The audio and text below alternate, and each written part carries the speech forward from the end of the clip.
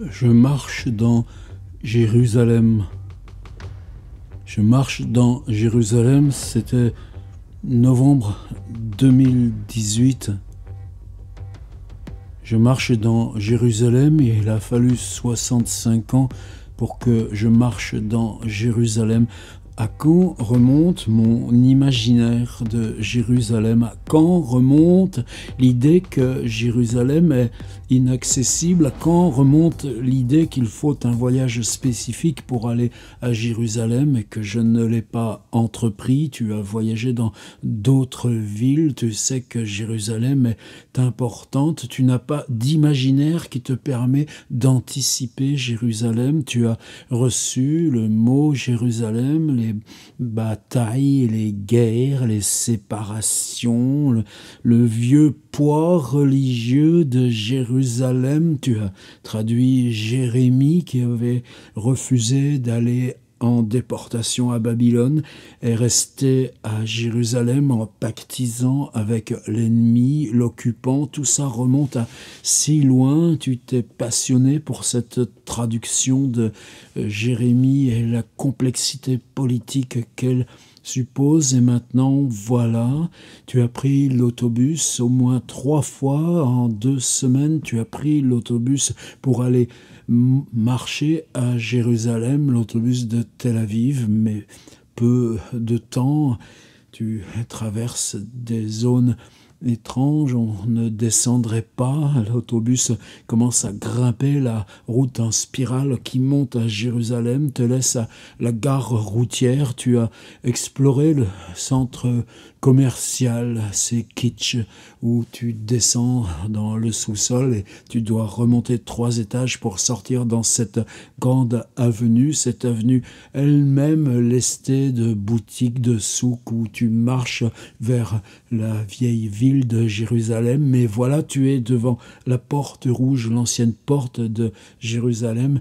Les autres fois, tu entreras plutôt par l'autre porte derrière, celle qu'on dit de Syrie, ou je ne sais pas, une porte qui descend avec des marches et des vieilles femmes vendant quelques herbes ou légumes, par petites poignées assises au sol. Et là, c'est ce charivari des ânes, de ces triporteurs qui foncent et s'arrêtent pas. Et te voilà dans la cohue de la foule de la vieille ville de Jérusalem. Au bout de la 3e fois, tu finis par t'y repérer, par connaître la vieille ville de Jérusalem. Tu sais qu'il y a des passages plutôt souterrains, tu sais qu'il y a quelques dédales, tu sais qu'il y a cette rue empruntée par le catholicisme et ses stations et son martyr, et puis cette vieille basilique. Tu es allé 2 fois dans cette basilique où toutes les religions disposent, enfin toutes les religions dépendant du catholicisme disposent de leur micro-lieu. Tu as trouvé des endroits dans cette basilique où finalement peu de monde, et puis leur dévotion, leurs embrassades, leurs agenouillements. Toi, ça te concerne si peu, si peu, si peu. Tu regardes ces foules agrégées là comme rejoignant une sorte de miracle. Tu as toujours, non pas haï, perdre du temps à ça, mais comme ces religions te répugnent, comme l'asservissement te répulse, comme cette perte de soi là devant des dorures, des encens te répugnaient. Si certains chants étaient beaux, puis tu regardes, c'est de l'histoire, c'est même pas là leur Golgotha. Tu es allé aussi dans ce jardin où on te dit c'était là le Golgotha, un jardin humble, un peu sale, pas très bien entretenu, et on te montre au-delà du grillage où c'était le Golgotha. Ben non, c'est un parking justement pour camions, pour autobus. Tout ça vient. Mais tu as aimé quoi dans Jérusalem? Tu as aimé se perdre dans des rues où quasiment personne, et tu entres dans des cours et quasiment personne, et soudain des architectures ou quelques monastères et cette idée du secret. Et tu as aimé à Jérusalem le tour sur l'ensemble des remparts, monter, descendre, et puis tout au fond de l'autre côté, en face, cet énorme cimetière. Tu voyais des pratiquants juifs se balancer. Ils étaient dans leur rituel de prière et balancement pour un rite funéraire. Et ces remparts, tu en apprends l'histoire, c'est massif. Il y a des oliviers, chaque lointain dévoile un autre endroit où tu pourrais aller, puis tu reviens dans le souk de la vieille ville.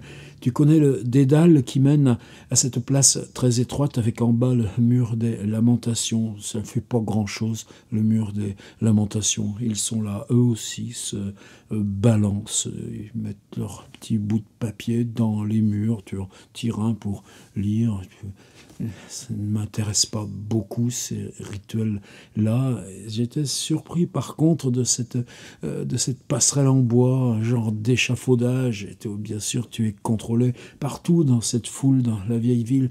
Il y a les soldats avec leurs fusils, leurs mitraillettes, leurs équipements, partout. Ils sont là, ils regardent. Évidemment, tu sais que qu'est-ce qu'ils font là, les soldats. Pourquoi cette ville n'est pas à tout le monde? Pourquoi on ne les enlève pas, les soldats? Alors tu passes les contrôles, tu passes par cette espèce d'échafaudage réservé à vous, les Occidentaux, pour pénétrer sur ce parc de la mosquée. Et là encore, ils sont là, les soldats, mais sur cette esplanade, que c'est merveilleux.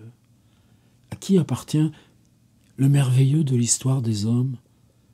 Bien sûr, tu t'y sens là étranger.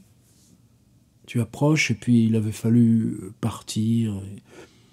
On redescend brutalement par une autre ouverture. Là, on t'expulse par des marches. Tu te retrouves de nouveau dans ces souterrains. Le souvenir de cette mosquée à Al-Aqsa est là présent à jamais dans ta tête. C'est des lieux où vient cette sorte de respiration si puissante, qui ne tient pas à un lieu de culte, qui tient à cette part que tu sais d'histoire universelle.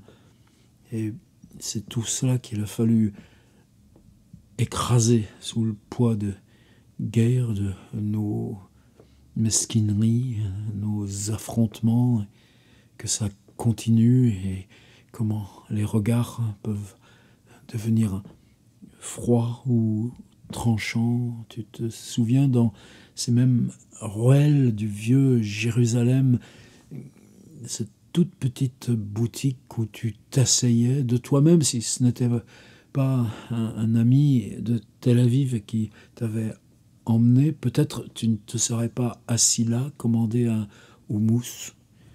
Et l'accueil, mais ce sentiment soudain d'être à sa place, d'être là dans une mémoire universelle en partage du monde, avec tous les souvenirs de toutes les histoires des caravansérails, des itinéraires, une possibilité de fraterniser. Non, c'est trop tard, puis c'est pas ça, c'est même pas ça que toi tu cherches, tu es juste dans le respect. C'est tellement déjà immense le respect. Puis tu repars marcher, tu as ces quartiers où tu retrouves les vieilles religions agressives. Et il faudrait pas sortir sans appareil photo. Tu as marché dans Jérusalem, ça fait bientôt 5 ans. Et j'avais attendu 65 ans pour marcher dans Jérusalem. Tu penses qu'un jour, probablement, tu retournerais à Jérusalem, tu pourrais rester plus longtemps à Jérusalem, rêver, travailler, voir plus de musées, mais être là dans le tout petit houmous perdu dans les micro-ruelles, et de nouveau te perdre dans ces cours avec les superpositions, concaténations de si vieilles architectures, et puis ces blocs en bas du rempart et ces terrains de fouilles ouverts comme si encore un avenir était possible? Est-ce que je remarcherai dans Jérusalem? Il tombe des roquettes sur Jérusalem.